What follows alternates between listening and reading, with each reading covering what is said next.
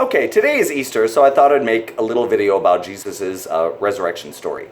There are four Gospels, Matthew, Mark, Luke, and John. They all tell slightly similar and yet different versions of Jesus' resurrection, being discovered after he was alive and going back up to heaven. One thing that is missing in these stories is very, very curious.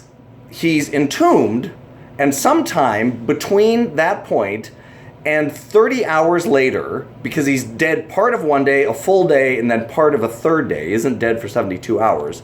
At some point, he comes back to life. But the Bible doesn't give any type of details about this monumental occurrence. About, him, God healing his, dead body, breathing life into him, by blowing, a soul up his nose again, like he did with Adam in Genesis, just breathing this gasp of life back into him, and then some discussion between father and son about, his journey and his quest to convert everyone, particularly all the Jews, to Christianity.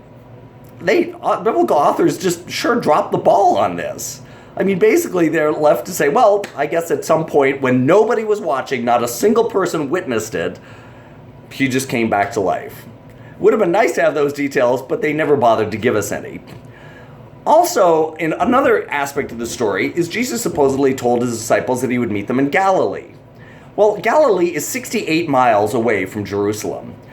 A human walks at about 3 miles per hour, which is about the same speed as a donkey walks.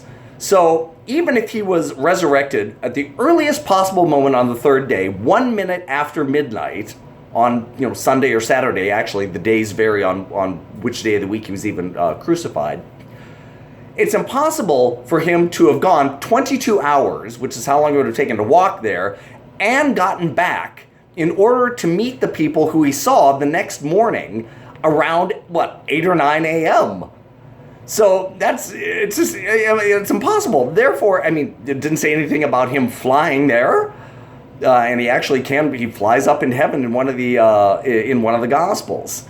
So the question is also, why would biblical authors make up the story about him necessarily going to Galilee when he could have just told everybody on the cross, everybody, at 8 a.m. on Sunday morning, meet me all in front of the tomb. Make sure you bring Caiaphas, my trial judge, Pontius Pilate, all the Jews who called for my execution, and the Romans who did it. Make sure you bring, qualified officials with a death certificate that they're going to stamp reanimated. I will pick up the stone door, throw it on your toes, and prove to all of you that this happened.